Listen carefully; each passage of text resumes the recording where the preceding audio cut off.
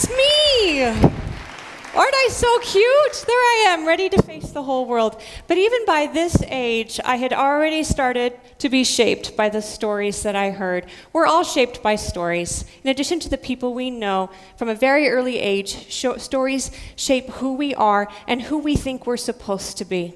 And at this age and growing up, one of the most common stories I heard that involved a girl, because we're always looking for ourselves in those stories, right? Figure out who we are. Most common story I saw about a girl was a girl who was beautiful. And a guy liked her immediately. He didn't have to see her or hear her do anything. Looked at her, beautiful, good enough, bam. That's a girl worth fighting for in a story. And by the time I was in 4th grade, 10 years old, I wanted to be 3 things. I wanted to be a mother like mine, I wanted to be a writer, and I wanted to be beautiful. A writer and a mother was something I wanted to do. Those were things I wanted to do. Beautiful was something I wanted to be. And I thought if I were beautiful, that would mean I mattered. I wanted to be loved like anybody.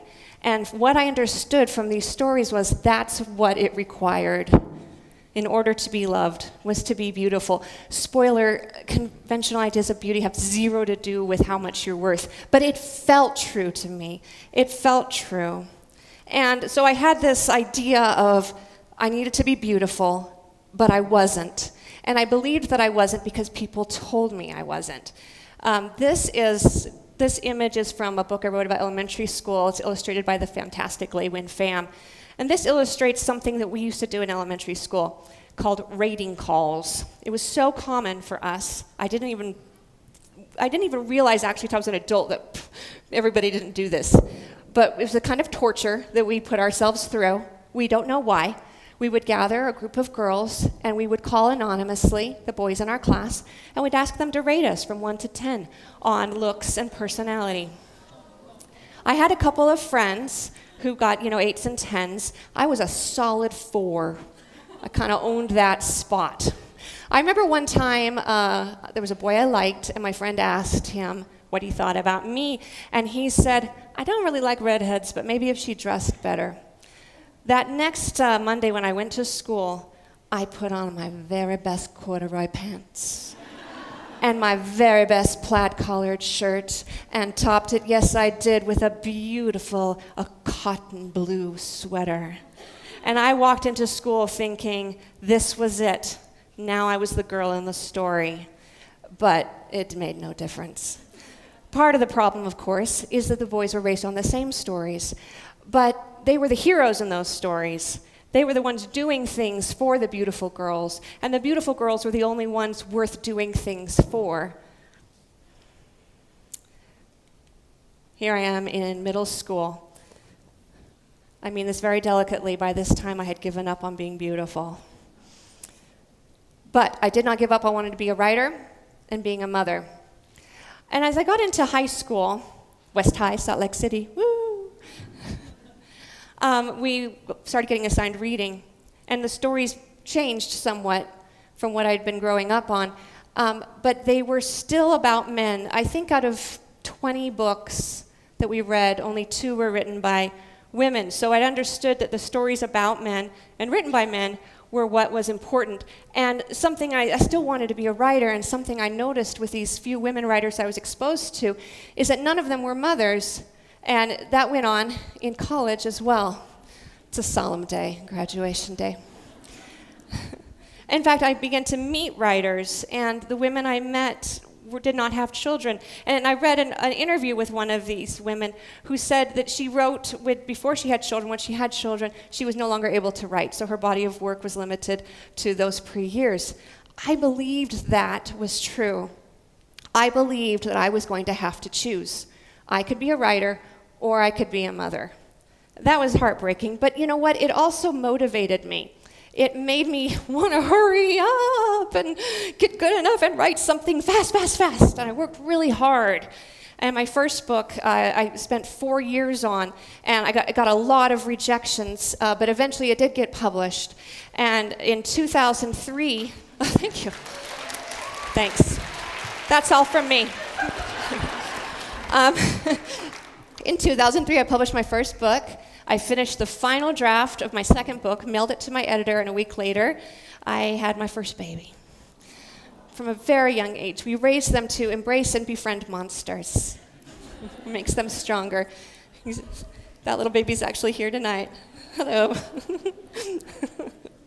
Anyway, I thought it was over. It'd been a good run, right? I'd published 2 books. Who can ask for more? Don't be greedy. And then I was on maternity leave from my day job, and I spent a week staring at my baby. Just staring, awake, asleep, and me just staring. And then after about a week, when he was asleep, I was really like my brain was still popping. It was the same brain I'd had before that was still used to telling stories and working, and I was like, I don't know, I know I'm not supposed to, but I feel like I should.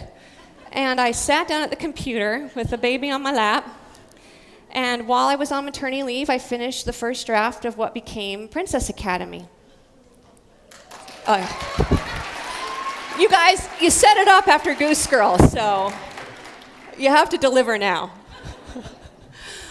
This book went on to win a Newbery honor, and in fact is the first book to win a Newbery Award that was written by a Utah author since 1958. And that was a huge validation for me, and it was an awakening for me, like, wait a minute, I can do this? Wait a minute, motherhood hasn't sucked me dry and left me as like a dry, shriveled up husk to be kicked aside? Wait a minute, what's going on here? And so I kept writing. Every year a book, sometimes 2. And the babies kept coming, sometimes in 2s. And you know, the more kids I had, the more I needed to write, the more I needed to tell those stories, the more I had to give. It felt like a miracle. Don't mind me if I'm getting emotional. I cry very easily. Do not show me like a heartrending appliance commercial. But I had been fed so many lies by so many people that just simply were not true. And it was such a relief to find out wasn't true. Through all of this, I did continue to write with the babies on my lap, though as they got more and more wiggly, that became more and more tricky. And my husband was a huge support to me. Can you find him in the picture? Because I couldn't. He photoshopped himself into my author photo, and I don't know how long he was in there before I was like, what is that? Oh my gosh, that's my creepy husband lurking ominously in the background. Oh, bless him. But of course, photos like this, when we look our best, that's not really real. I find what's really real are the photos my kids take of me on my camera, on my phone. This is really what it is. This is real life. Kind of goofy and messy and blurry. But I tell you, I've never felt more beautiful. You know what I mean? Oh my gosh. I'm going to go home and my husband's going to be like, you need to cry more often because they applaud when you cry. Oh, it's so ridiculous. But when little kids look at you like you matter, that's beautiful. But you know, something interesting too, as I look back at interviews I gave earlier on in my career, is I felt still guilty for trying to do both. I felt like I was cheating somehow. And when interviewers would ask me, how do you have a writing career and are a mother at the same time?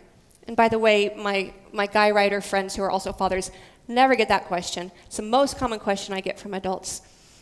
But in a way I used to respond was, I used to say, oh no, I'm a full-time mother, I just write on the side.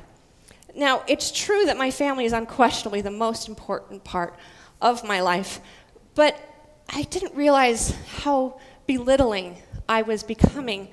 I was of what I did, and how much disrespect I was showing myself by the way I talked about it. And it really was because I didn't hear enough women in stories or in real life expressing healthy ambition and self-respect for their talents, their skills, and their careers. And I thought what was humility was really self-deprecation. I was clipping my own wings because I thought as a woman, that's what I was supposed to do. So I just want to be clear and bold. I love what I do.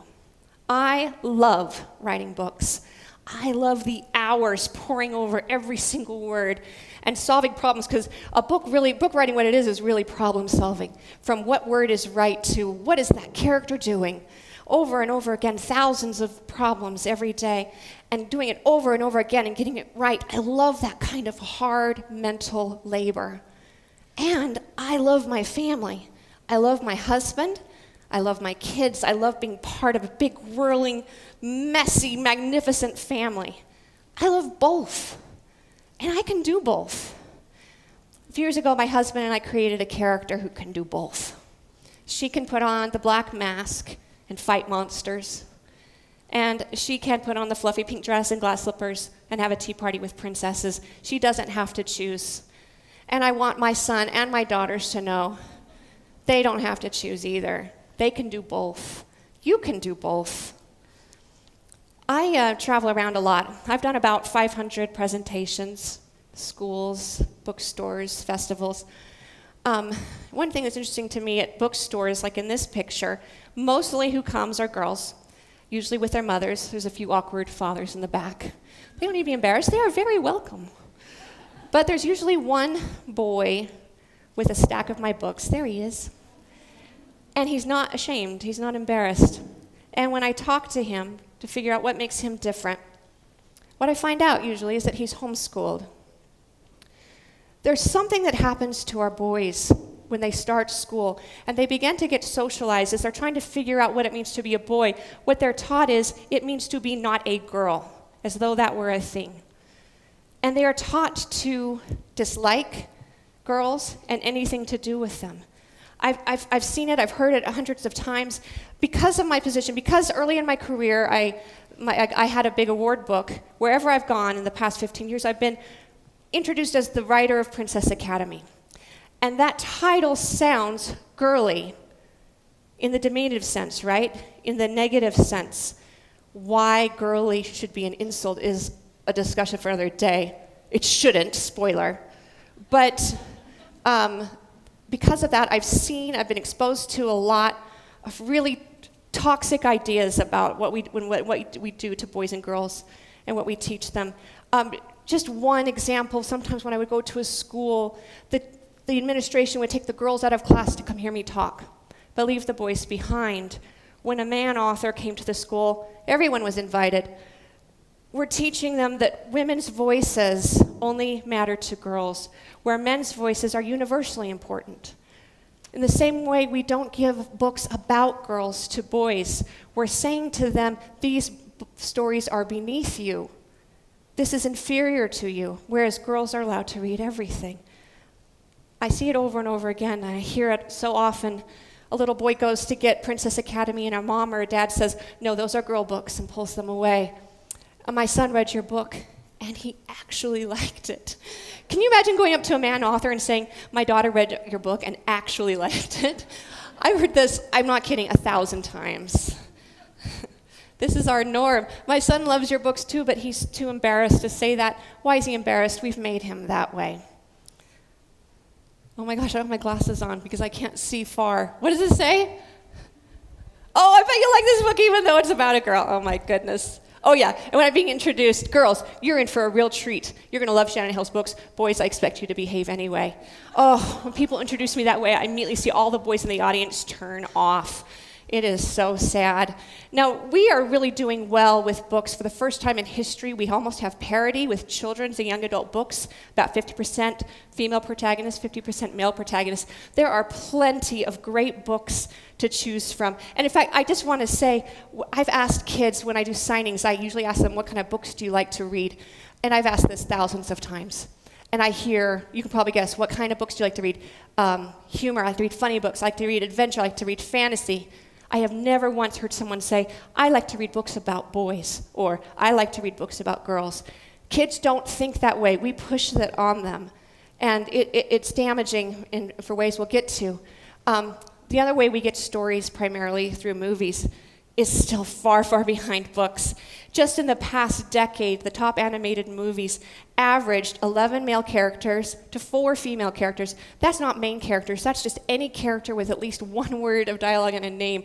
And that's the average. Even in crowd scenes where someone has to go in and draw, they choose to draw at 70% male. The world is 50-50, but we're taught to see 70-30 as equality. This study has been done many times.